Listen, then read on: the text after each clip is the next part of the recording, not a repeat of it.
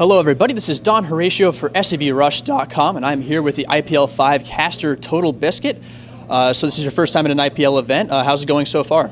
It's going pretty well. Really glad to actually be here. This is something that we've been trying to do for a long time. This tournament has evaded us for whatever reason. I cast IPL 1 and 2, which were online events. I was invited to do IPL 3 and 4, and we had visa problems both times. So we actually did receive a visa for IPL 4 about 3 days after the tournament ended. So that was really crushing for us because I've been with IPL since it started, and I really wanted to be involved in their live events. Finally, I'm here now, and it's better than I could have imagined. The player quality is incredible. The games are all good, every one of them, and there are legends being knocked out every single minute. It's absurd. It's the most stacked tournament the West has ever seen.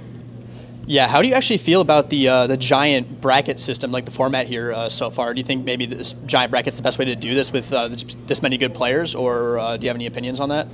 I've never really objected too much to this classic double elimination bracket system. I feel that it's just, as a system, it makes more sense to spectators. That group is a little weird because group can start to get into nasty situations like three-way ties. You can also have problems with map score, and certain tournaments use map score in a different way. And an example would be we did group stage for Shoutcraft Invitational 4, and we used a particular map score system, which was essentially a ratio-based system versus a straight plus and minus. And there's like a big split on how tournaments do things. Now we've got this new format that we're seeing from both DreamHack, and we also had it in IEM as well. Now there's this big partnership going on, which is essentially the round of 12 group system, whereby if you get top in your group, then you go through as a seed into the second part of the bracket, and then the round of 12 is essentially deceptive because it's 8 people in the round of 12 there, and then half of them eliminate the other, and then they go on to play the seed who was top from that group. Which is a nice system because it rewards the player who did the best in the group, and it makes more games matter than otherwise would. But group stage is still prone to throwing games. It's still prone to maps that don't matter. One of the players who was supposed to be here, Liquid Red, just got suspended for that very reason. So you don't get that in double elimination brackets. So you can say what you like about it being, brutal for players, and yeah, it is, but at the end of the day, it's a competition. They qualified to be here, they won some money in doing so, and they're now in a situation where they've got to perform, and if they can't, then that's it. Tournaments are supposed to be brutal like that. It's competition. It's not a free ride for anybody. Yeah. So you're one of the premier casters here. You've had a lot of time on the main stage so far, but there's also just a ton of other casters here. Are there any new ones you've worked with that you have not in the past that you've enjoyed working with at this event?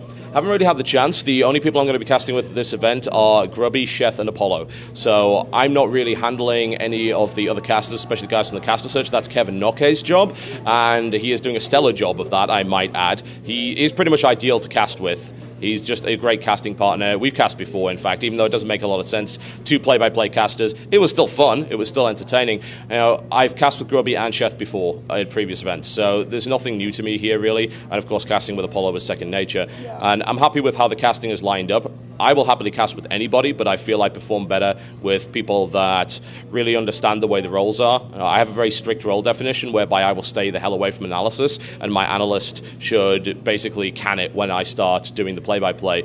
And when that happens, it works really, really well.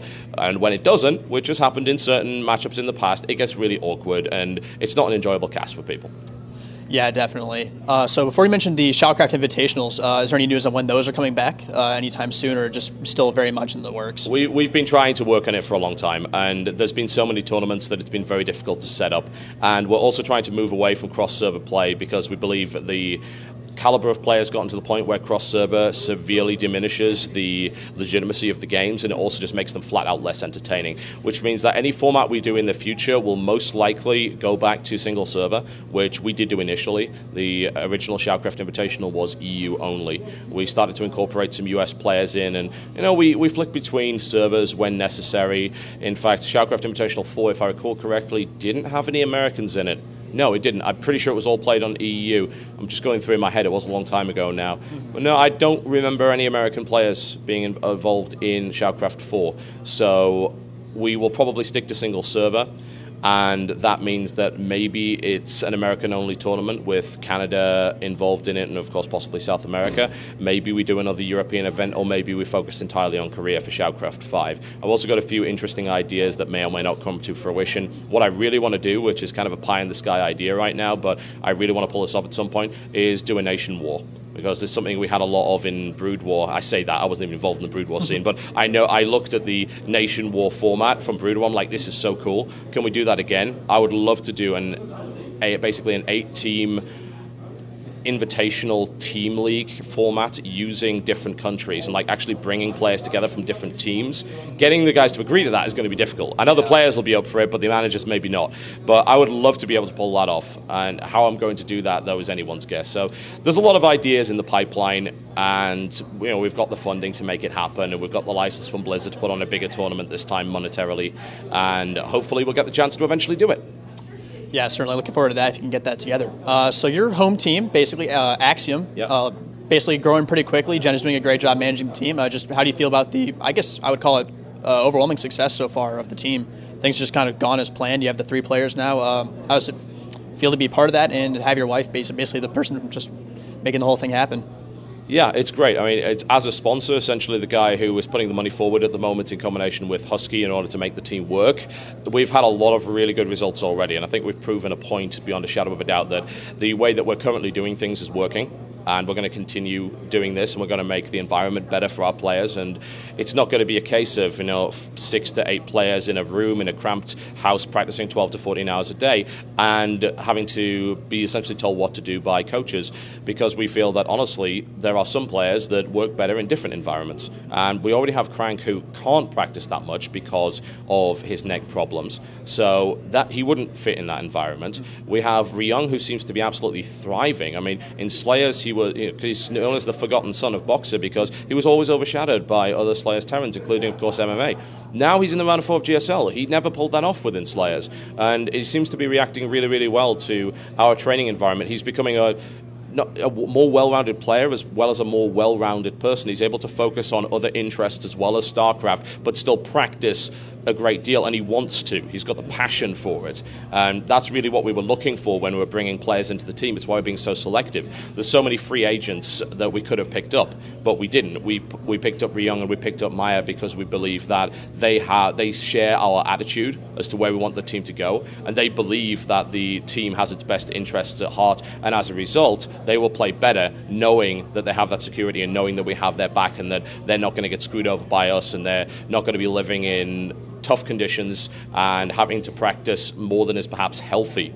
We've heard so many injuries. I mean, we've heard about, of course, Cranks, and then MVP not being able to attend this tournament because of wrist problems. So many Korean players are burning out very fast, and it's not really my place, I suppose, to doubt the Korean training regimen because it has been so successful in the past. But as a sponsor, I think maybe there's more than one way, and I'm willing to put money into it to make sure that we can experiment and make sure that we can try that method and see if it actually works out. So far it is, and I'm looking forward to seeing Ryung play in the round of 4. Sounds excellent. Speaking of that, how do you think he will do in the round of 4? His first opponent is Sniper. So yeah, he's been practicing the TVZ a lot with Mia. Talked with him before, so I know he's been doing that. How do you think he'll fare? Do you think he's ready to come in and basically take it, or will Sniper give him a good run for his money?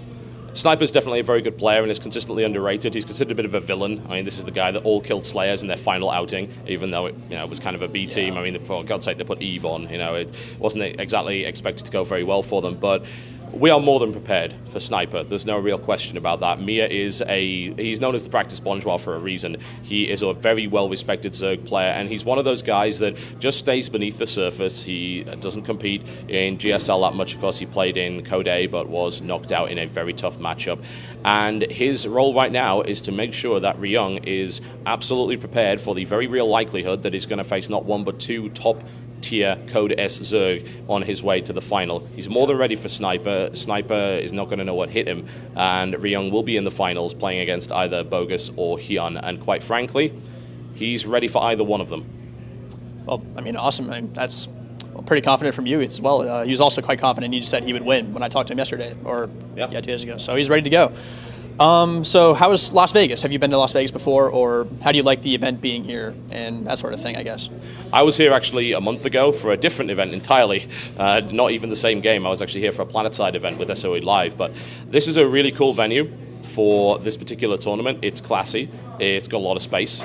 The way that the setup is actually fantastic. Those of you who haven't had a chance to see it like in full, maybe people get an idea from the jib shots, but it's a very wide venue. Yeah, you're not like 30, 40 rows back. You're always very close to the screen, and the venue's just huge. The screen's huge, and you get to see an awful lot with player perspectives available there as well. So the setup is really good for spectators. We've got a really loud crowd, even though yesterday it was a very small crowd because it was VIP day only. Yeah. Even at 10 a.m., we had most of our seats filled. By the time we get to the GSL, this place is going to be packed out. The event is sold out. We're going to see a huge surge of support for StarCraft 2 here. It very well could be the biggest event of the year. Player caliber-wise, it is assuredly the best event of the year. There's no question about that.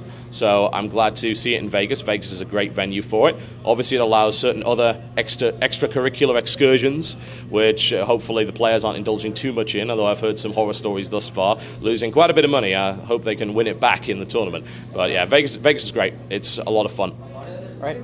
I think that's about all I have. So if you have any shout-outs or things you want to say to the fans, now's the time to do so.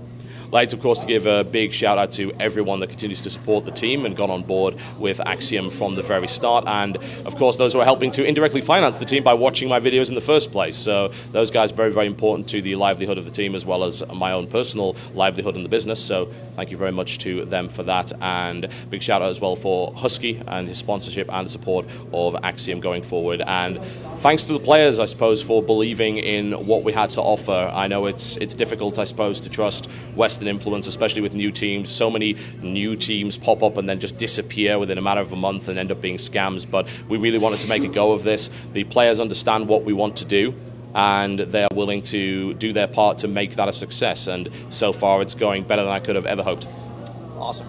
All right, so that's all for me for right now, but stay tuned at SCVRush.com for more content soon. I'll be bringing you recaps and also more interviews, so definitely just keep tuning in, and I'll see you guys later.